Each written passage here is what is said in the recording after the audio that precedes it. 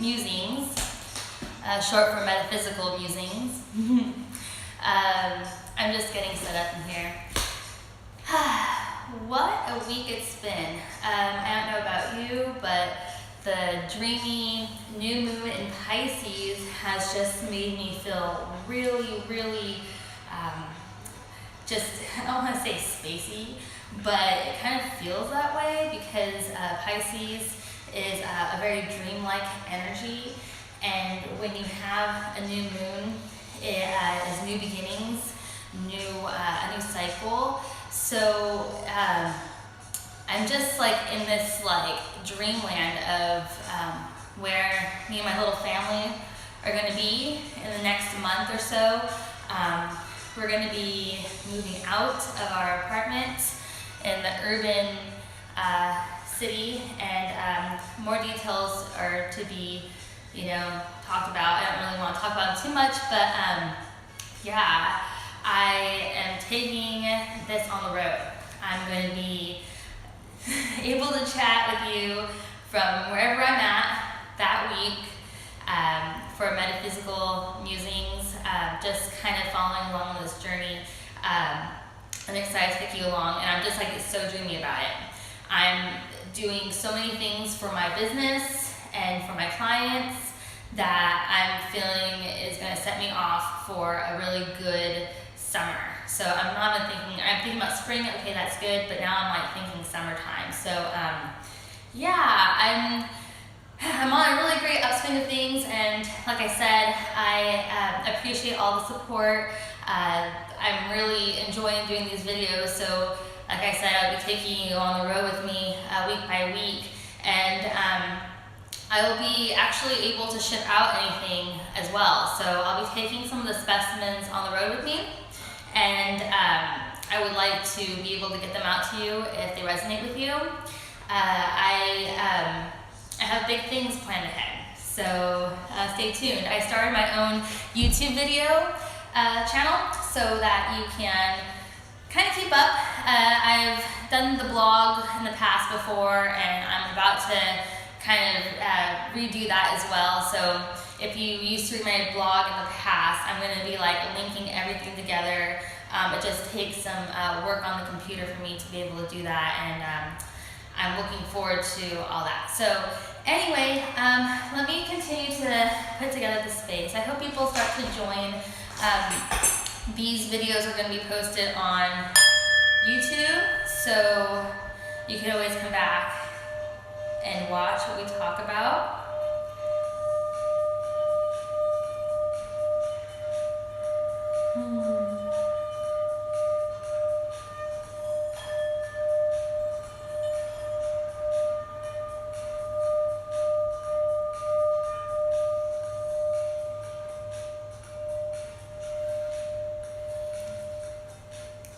This singing bowl is definitely more high pitch, so it resonates really for me in the crown chakra and third eye. So having it right there, the vibration, I just feel it through my energy center, and it helps just clarify,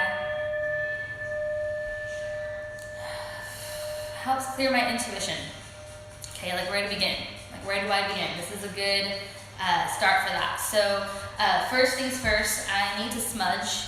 So here I have my little mini travel cauldron, and I'm just going to, let's see, I'm not going to do it directly on the surface, but I have my traveling gypsy case here. See, it's like this like beauty case, and like I put all my magical stuff in it, and I take it along with me. So I have like all my tools in here. Well, not all of them, but a good majority of them. The ones that I need to have as I am doing my work. So as you can see, I'm here in an empty unit. It's actually my neighbor's. She moved out, and baby's asleep, but my manager let me come in, and he knows what I do. I smudge, I clear energy. So this neighbor, she, I can go into all the details, but I don't want to go into details because as an intuitive person, sometimes you just like get a lot more information than you need to be getting. And so like, I being her neighbor, I could tell. So I'm just gonna smudge this place. I will start off with just a little charcoal. It's all self-lighting. So I'm gonna place it right here, and then get my light. I'm also going to have a surface here that I could use so that it's not directly on the floor. I'm just going to use a little book. I would use like a mirror with like a really cool symbol on it right now, but at this point it's okay. I mean, I do have my really cool labradorite. Look at this! I posted a video just recently about how I put this on. It's so cool. It's so cool. It's, I've seen this symbol plenty of times over at our local yoga studio at Yogalution. They have this painted on the wall, and so in yoga, you see these symbols to help you meditate, help you concentrate on something as you're like starting to have that like soul experience through yoga. I'm sure if you've heard about yoga, you know it's kind of not necessarily just a physical sport. It's actually like a deeper inner working type of practice. You go deep within yourself to like overcome some of these challenges that you have. It's not all about like making the pretty poses and trying to stretch as much as you can, but like with yoga, like you're trying to like overcome that state of your mind holding you back. So when I see that symbol, I think about that. It built that association with me. And I'm having like a really bad time with this charcoal here. I think it's the breeze over here. So let me just, hold on. Ah. Okay, there we go. All right, it was the fan above me. I would have okay, look at this. See, my kit has everything. Woo! I have my sacred geometry flower of life. I'm just gonna put that underneath my cauldron because I'm feeling called to.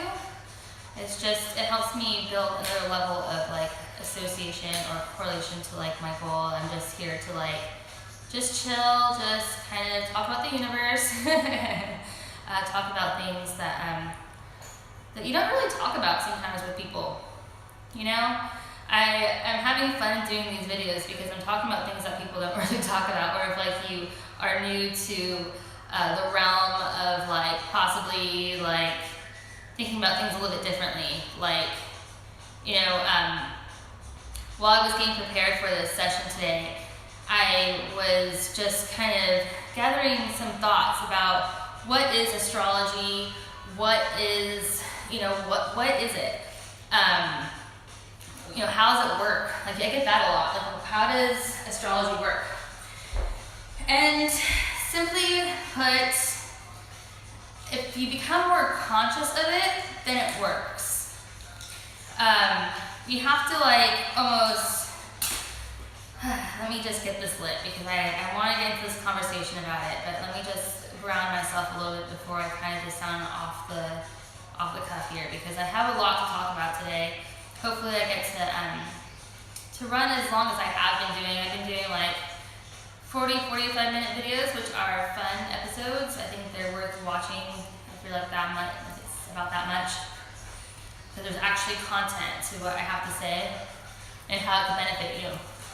I don't have a lot of, and I didn't bring any stones today to show you that are available because all that is on my Instagram right now.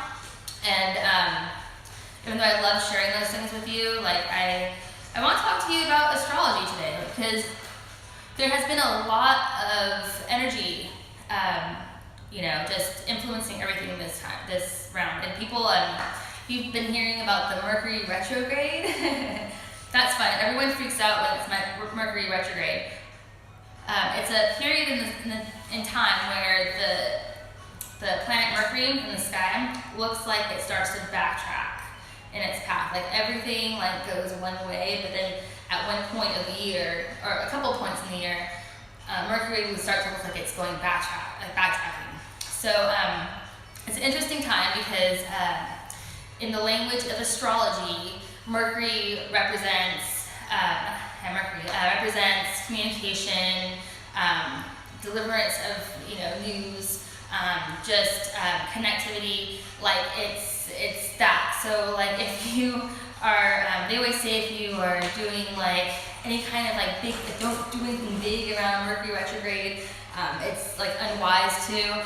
But this time around, because it's occurring at the same time as this Pisces new moon, it's actually not as bad as it could be.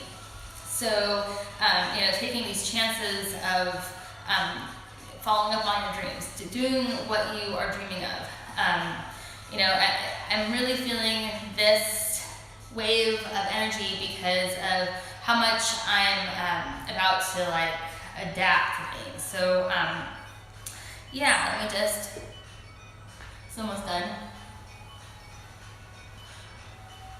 Okay, so what is astrology? How does it work? So, in summary, the great Stephen Hawking. Let me get my notes out. I even wrote notes. I was going with the flow before, but where's my notes? Over here. I was going with the flow in the other videos, and it was fun because I was just kind of going, just going with what I had and everything. But this time, I really wanted to convey a message. So here we go. All right. Let's see here. What is astrology? The study of planetary movements and how they influence us as a humankind. Stephen Hawking believed in that there's a possible unified theory, and that's what current physicists are doing.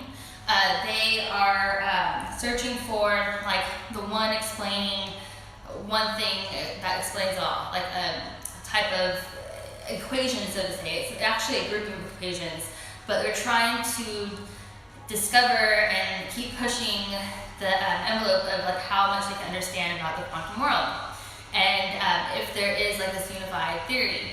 And I think the study of astrology kind of goes along with that because it also merges with consciousness. So, consciousness is, us as a humankind, like a gift, having that connection to our surroundings, our nature, to come up understanding that there's all these influences from our physical universe.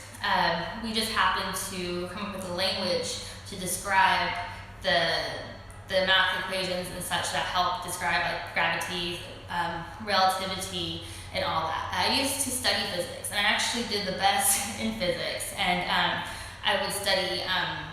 I was a chemist for a while, and I was in a biochemistry lab where we would run experiments with like proteins and like trying to understand different like chemical compositions and like the way that the proteins were folding, and it was just, it's mind blowing. I even was a chemistry tutor for a very long time, so my ability to understand like such a huge concept and like break it down into like a relatable way of understanding has been something that I've been good at for a while. So I have no shame of like just totally just getting all scientific about everything. So my charcoal is lit, everything is good. I'm gonna burn the Anandaline's myrrh. Yay! And the reason why I'm gonna burn myrrh is because myrrh is a sign of like, it's a grounding type of resin. And this is kind of like, okay, like this is like the death of something that was, and now it's beginning. So something is beginning. So like this is just to go, like, in this case, this room, this apartment, like, whatever she was going through or whatever it was, like, I hope that, it comes to a grounding, grounding in her. She finds grounding somewhere. Like this is a grounding place for whoever comes to this place. That the energy is cleared. So I'm gonna go ahead and put the myrrh on it, and then I will follow up with my California sage. So the timing of me putting these resins and the sage is important to me because it symbolizes to me like different energies that I'm working through. And this is how I smudge my house. This is how I would do it in other people's houses. Different herbs, different resins signify different things and different intentions. So like I just explained the intention of the myrrh. So anyway, I'll let that burn as I am grounding myself and continuing to talk about if astrology works. So astrology works if you have a certain consciousness to fully feel the full effect of the mind, body, spirit. So simply put, you need to be open to receiving the synchronicities that your reality is like laying out in front of you. That's kind of a mouthful, a lot to kind of digest. And I want to just give you an example. Like for example, me, I've fully embraced my Sagittarius nature since I began astrology. And actually I have a book right here. This, and I think if you've been following me, you might have seen me post about this book. I love it. This is kind of like a nostalgic book to me because when I was, like 11, 12, I found this book, and it was like completely intriguing to me to think that like I could look at any one of my friends' birthdays and check on like what the person, just for fun, like for sleepovers or like having like those girl times, like with like I remember my birthday, I think like we just talked about astrology. So like it's always been part of me. Astrology has always been part of me. I've embraced my Sagittarius nature since as long as I could remember identifying as a Sagittarius. How many of you, or if you identify with your sign, your astrological sign, what is it that you identify with? Like, what do you know about your sign? Have you actually looked up your sign and like maybe done your chart? I do that for people. I will run people's charts. I will see where their planets and such are located. My practice in astrology has like greatly evolved, and I feel like I will evolve even more with astrology. So I'm not even like done. Like I just know the basics, and I know more than the basics. I know a lot, and I actually have tested out and like helped people through the relationships by understanding their others and their homes, how their influences. So again, like it started off very basic when I was a preteen. It evolved. I evolved. I've been conscious of my Sagittarian nature for a very long time. So that's why astrology works, because with this level of awareness, I was directly influencing how I was in a relationship, in any friendship, relationship, my family relationships, any kind of relationship. I didn't like to predetermine or even ask for birthdays from people because I didn't want to sound crazy or like a crazy astrology calculating creep, like, oh no, you're no, astrology wasn't like that to me. It was never about predicting things. It's fun to look at the planetary movements the month ahead or so, or within the year, to kind of get an idea how your energies are going to like oscillate through the year. Like that's totally what people get confused about when they say like predicting something. You can kind of have an idea like how your sign is going to be influenced by those cosmic events. Okay, so that's why astrology, would work. So I tried my hardest to keep it to myself, to my close friends. Over the years, I learned to have relationship, friendships, etc., because I was aware of the archetypes and the patterns between my particular sign. I was biased because I was a Sagittarius, so in my late 20s, I began to become more open with my acquaintances, asking them when they were asking me about like their sign or like about if someone's compatible with somebody. I was feeling more confident in my 20s to like start to talk about that more. and I started coming out a little bit more about that. So I would casually discuss this, especially with coworkers in the workspace. I felt like my social skills improved because I would learn people's birthdays, and because I was in a leadership position, I had to get along with everybody and make sure that everyone was fluid. So like I would mentally like take note of like who was what and what kind of just general energies, not necessarily like, you know, their particular birthday or anything, but just the type of energies that they were more likely to convey and such. And it worked. You know, I felt like it really helped. Let's see. Because I'm a fiery Sag and I'm a quick-paced personality, and I'm sometimes clueless to emotions sometimes. So like I learned that like over time through all my relationships that like with water signs and earth signs, I have to be more conscious of like my ability to receive their emotions, because I feel like I could give, you know, at certain bursts, like, you know, my attention to them the way that they need to be. I grew up with a mother Virgo and a sister Taurus, so you know, the relationship, it's funny because I actually mirrored those relationships in my friendships. I was really good friends with a Virgo, best friends with a Virgo and a Taurus too, so I really understood that type of energy. But that just took a lot of understanding in my relationship, and honestly astrology, because back when I was a teenager it was really hard with my mother and my sister, so I even looked to astrology back then on how to adapt my relationship with them. And I know that my shortcomings are the emotions, and you know, I'm trying my best to be empathetic about those things, and I try my best. So yeah, so because I'm conscious of this, astrology works. See? So if astrology isn't real, you could say all this is fake, that all my predictions are fake. But that isn't the case, because it's my reality.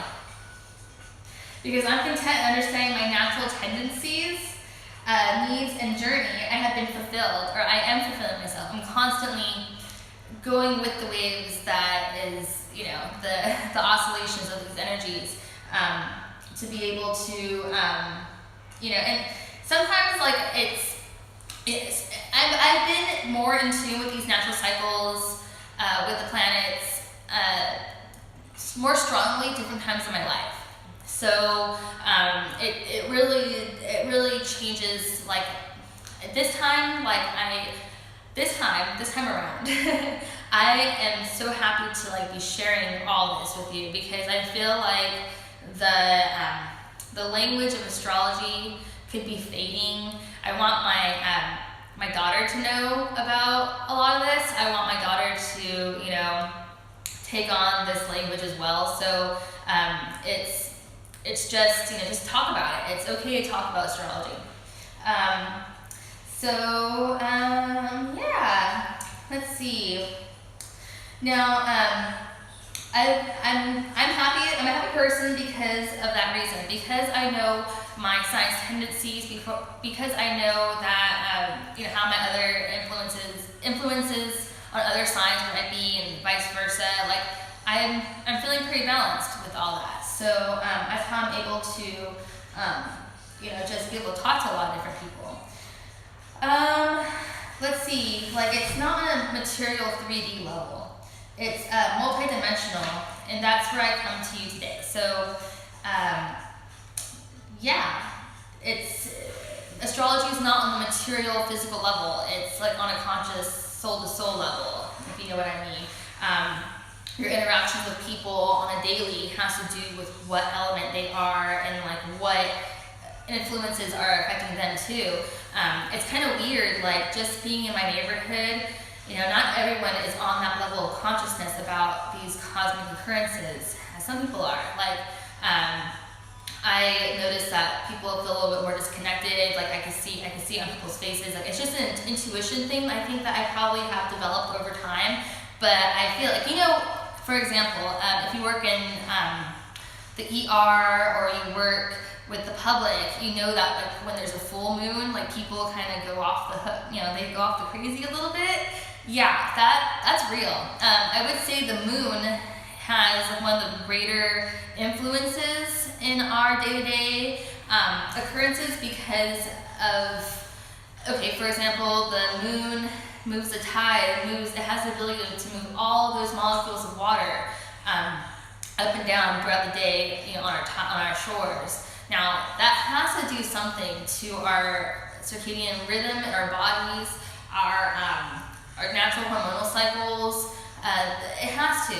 It's like the tide of the moon, and like when you fill your body with more water during these times, you can feel like there's a lot of things that you can do holistically that will actually help you connect more to the moon cycles and more into nature. So yeah, that's going to be like my journey as well. I feel like that's kind of on the horizon in my next level of this journey. So yeah, and when I talk about this journey, you'll all learn about it. I promise.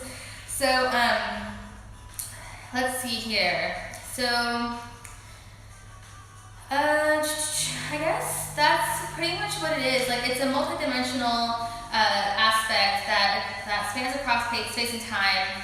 It's large on a macro scale, and then if you think about it, like Mercury doesn't know that it's going retrograde. We see it here, but astrology still crosses over space and time. I mean, it's still happening. Mercury's still going retrograde, and it's still doing its functional Mercury thing every day, whatever long the day is. I mean, it's just running like it's just Mercury. But over here, our influence is feeling this this cosmic pull. And honestly, again, with the whole symbols, okay, because it's all about symbols. It's a language.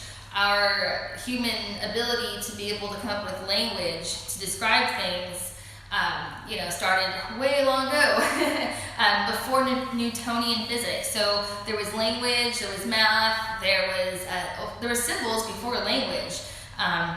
So this is very primitive, very, very primitive. So in the lifespan of our entire humankind, our entire humankind consciousness, our collective consciousness has put together these symbols. So that's how come astrology works. So that's how it's like proven. It's because it's part of our collective conscious. And these archetypes, how to describe different personalities, has also been as long as language. As long as people are able to describe a certain personality, these archetypes have existed. So putting symbols to those archetypes, like the planets and the stars and the constellations, it all kind of just adds a level of that understanding. And then when Newtonian physics came out, so like when Newton described the basic laws of physics, he actually was able to describe how the planets were moving in the sky, and that just add another level of understanding. And then fast forward to Einstein, which actually completely disregarded Newtonian physics because he felt that he needed to explain more, and it didn't really quite work in the quantum level with the E equals mc squared equation. So it didn't describe that type of physics. So he had to come up with a whole new language. Now, I feel like we're at the level of humankind that needs to rewrite another type of language, and this is that level that is almost on that spiritual plane, because like there's really no language to describe it yet. We're trying to figure it out, but like it's still like beyond that quantum, horizon. So I have theories, and I feel that that just tuning into nature cycles and how you relate to everything around you, that we are all one, that we are all made of stardust. Everything is matter, atoms, there's energy, there's space between the protons and electrons, and there's it's just a whole other world. And if you can embrace the fact that you are all that, then it just kind of makes everything a little more fluid. You tune in a little bit differently. Now, you could probably say oh wow, Audrey's totally gone off the cuff, and I'm probably just not as entertaining as I have been the last few times that I've done this. Again, I have my awesome Labradorite right here, and maybe that's why I'm feeling so out there today, because of my work with the new moon and just kind of enjoying that Pisces new moon and the excitement that I have for the new beginnings. Because there are new beginnings on the horizon, and my family is really excited, and I can't wait to like really begin to blossom in a whole new way. So I'm talking about like full-on spring renewal here. All right, so I have my sage, and this is my next level of cleansing the space. So I went ahead and did the myrrh. So that myrrh is like the death of like that past, of the past, okay? Now the sage, oh my gosh. Now the sage is just something else. Like myrrh, like is just kind of like that resin that you have to burn to like just like cleanse everything, like sage, on the other hand, it's in only certain bundles of sage that I have, and it really makes a difference in what kind of sage it is. But this bundle of sage is just so like a sweet sage smell. Who just joined us? Let's see. Hi, hello, welcome. I'm just burning some sage here, cleansing the circle, and I'm talking about astrology and about how and what it is, and how it affects us. So I was hoping that I would have more people joining us live to be able to talk about little things, but I'm just kind of leading the conversation about the Pisces new moon and Mercury retrograde and what that means, about how you shouldn't really be afraid of this Mercury retrograde, that you should just embrace the energy of the dreaminess. Enjoy being dreamy. Don't worry about doing anything major. And that's kind of like the reminder that I'm at right now in my journey as I am going to be leaving California. So yeah. So again, sage is burning. It's great. I have a couple of tools here. Wow, I am just like super, there's so much labradorite. Oh my gosh. Okay, so I have my labradorite wand. Go ahead and like just enjoy it. Enjoy this dreamy feeling. And then I'm going to go ahead and wave my chakra wand so that I'm aligned. And I'm feeling pretty aligned. I'm feeling like everything, I'm centered. Been doing a lot of chakra work and talking a lot about chakra work and about how important it is to keep your energy balanced. And then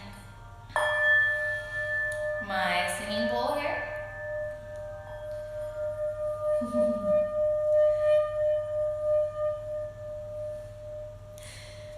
So, yay! All right. Okay, so let's talk about, I guess, relationships and about how astrology and how understanding your natural tendencies as what you are, your astrology sign, how that can help improve your relationship or help you find that certain person that could resonate with you. This is, it kind of sometimes isn't so nice to hear, especially when you are dating someone, you're really hoping it'll work out, but you realize that person's a water sign and you're a fire sign, and there's this underlying feeling that you can't figure it out, that you are blinded by love that is just, doesn't make any sense. Yeah, I've been there before, actually. I was in a really long-term relationship with my first real love at the moment, and he was a water sign. And I have water, my Venus is in water, so is in Scorpio, so this person was a Scorpio. I was totally you just imagine. Now Venus represents the love and desires, right? So if you're a Scorpio, you're that water. I could go into all the details about that, but just to keep it, lighthearted, I identified with that person in that way. But other than that, I have way too much fire in my chart. I was just too hot, and I did not understand the emotions that he was going through for certain things. And it's my fault for actually it's not my fault. It's not my fault. it wasn't my fault, and I've come to a resolution with that a long time ago. But at the time, I felt like it was, because I felt like I was not emotionally fulfilling this person, and like it was my fault. Oh, poor me. But honestly, no, I was like ready to grow my flame. I was feeling dampened by the watery murkiness of. Not that it's a bad thing. Like Scorpios, if you're a Scorpio, embrace it. Like embrace the fact that you're mysterious and you're dark and you're just. It's lovely about you if you are balanced. If you honor that in that way, do it. Like it's all about it. But I didn't. There was no room for growth for me. No room for me to like be the flame I was supposed to be. And it taught me a lot about things. I kind of even as I was a young astrologer at the time, like I remember reading those astrology reports and just thinking like how much I just wanted it to work out but didn't. It wasn't going to work out. And fast forward like 15 years, and then you're like here with me, and I'm here with my current partner. He is a Sagittarius, and it's so funny because I always wanted to know like how it would be to be in a relationship with a Sagittarius, and because him and I are like the same in that regard, like it's awesome. Like we have a great time. We really like feel each other's. We are just this huge flame together, and I'm the feminine, he's the masculine, so like there's also other balances and such, but I have to say that it took a lot of manifestation, a lot of knowing that I loved myself for who I was, and my inner fire, like embracing that. I also had to do some chakra work. I had to open up my heart, open up my heart chakra. I was like all sacral and solar plexus for a really, really long time, and I just didn't have any of those other influences. I had to really open up, and I had to really open up my throat chakra too. Like that's been coming like recently, my my throat chakra. So me being able to come on these videos and like actually talk to you is because I've been doing throat chakra work. So when I'm all aligned, like I'm able to deliver quality information to you, I hope. And like I said, I hope to continue to do this for a while. So anyway, all right. Well, I was hoping that I would have people join us today, but I'm just gonna draw a card because I'm feeling really open. This one will probably be a little bit more personal because I felt like I was actually just kind of, chatting with you about some personal things and how the relationships really do influence, like the astrology of everybody that you surround yourself with does influence you. Like it's this, when you become conscious of it, you can kind of have it in your back pocket and understand how you can either adapt or understand the social situation a little bit better. Like example is my mom and my sister. They are earth signs, so like I have to really try my best to really be extra thoughtful because I don't, some things are, and it's because I lived with them for through my childhood that I understand their nature. So, but I also, really embrace all the different types of elements, and I honor all the elements, and that's why I feel like I'm a happy person and that I'm a people person, because I'm able to just kind of go through my reality like that. And that's why I call myself an astrologer. That's it. That's why I'm an astrologer, because I have this knowledge of this language. I'm willing to talk about it. I'm willing to hold space for you, be able to talk about what you want to manifest, how you can manifest that, looking at the current astrological forecast so that you can plan ahead and how your energies will be influenced by the cosmic influxes. So back to, is astrology real? It's pretty real if you adopt it into your reality. It becomes real. And, is it really true that it has a physical effect on you? Astrology is not a material practice, it's a language. So it doesn't necessarily mean that like, oh, you can look and see when you're gonna win the lottery. It's more like, okay, there's flows of energy for monetary flow, or like there's planets in a position, symbols in position for you to be able to create a better flow. So it's about kind of like more like planning ahead. So yeah, and astrology is 50-50. Like sometimes it's others, like other ratios of like how good and how bad the news is. I mean, it just is like it's just like, you know, here it is. Like there's not any real cushioning to it. So if there's not a really good favorable time for you you're about to make a serious move and it's not necessarily like prime for your sign to be making those decisions, then it's a good idea to possibly like hold off. And honestly, the synchronicities will start to show up. It will start to show up. You start to have your intuition open. That's the third eye. You know, I'm working with lots of labradorite. My third eye is like, my intuition is like just heightened, and coming in here and having a moment to like really burn these resins and my sage is really helping me stay grounded, and it feels good to be talking about all this. So anyway, here's the deck.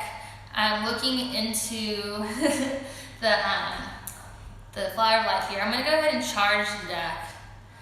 See, I've been charging it with my conversation right now, but putting my energy into this deck, and I'm just like scanning up and down the deck. Every card's lighting up, up and down, and I'm just gonna draw, I guess that's right about here.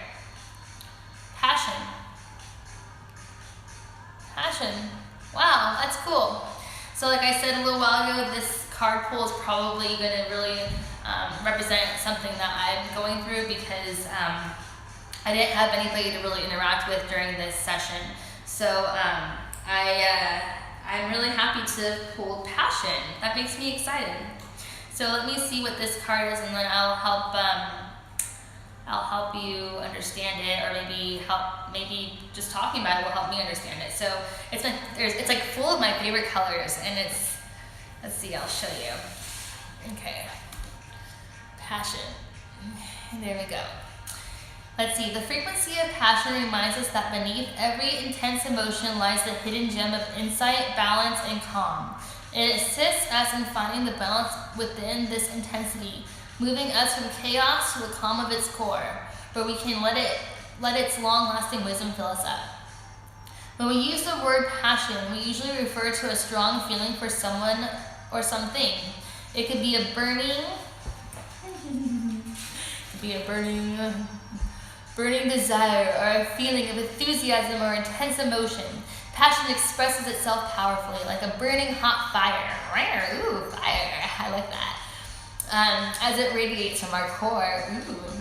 This power cannot be hidden, it demands expression. We long for an emotion that is so strong that all we can do is surrender to its power. At the same time, we fear this kind of emotion because we are afraid of losing ourselves, our sense of who we are, in the eye of the passion storm within us. But there is clarity and insight to be found in the storm once we have withstood the heat of the fire and have held our balance in the midst of the blazing inferno. Only then we can move to the center and find the insight at passion's core. Ooh, wow, so all that fire, I love fire, that's me. This passion activation reveals the process of powerful insight through its purple core, its demands for expression, the blue around the core, and the storm of the intense feelings and emotions all around, represented by the orange, yellow, and red of the lower chakras. It invites us to become aware of and to burn away anything that stands in the way of finding the valuable insights at its core. And although it could be enjoyable to feel the intense emotions, we cannot stay in this heat for very long without getting burned. Ooh. Take a moment to go inside yourself. What are you really passionate about? Do you love what you do in your daily life? Are you heart and soul engaged? How can you bring more passion into your life? How can you make sure that you don't miss the treasure of insights that lies beneath it? Make time for daily contemplation to check in with yourself and your passions. So that's actually good advice. That very last line, I have not been able to journal for myself. I've been really passionate about keeping up on, keeping up with like what I'm doing here online. I'm totally loving connecting with all of you.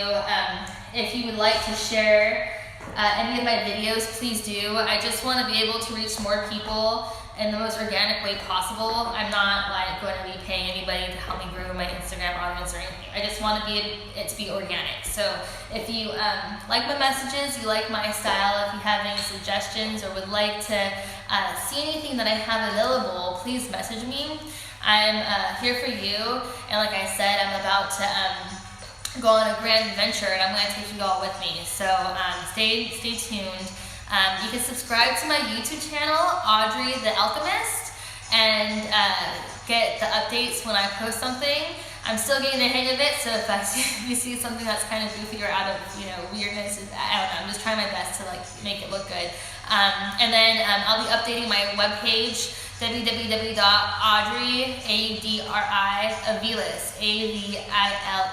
Aviles.com, and you can just see my past projects that I did, and you can stay tuned to watch my blog that I'll be posting more of as we transition, as I enter into my dream, the dream that it's almost too good to be true. But again, I have to be patient.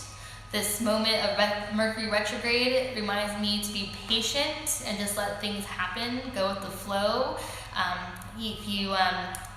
I'm a swimmer, so my philosophy, if you struggle, you sink, right? So you have to learn how to float. And when you float, that's just the laws that you float.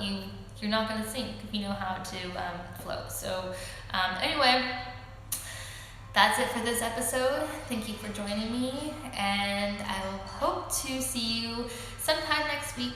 Probably not Wednesday, probably Thursday next week. Okay? All right. Have a good one. Bye.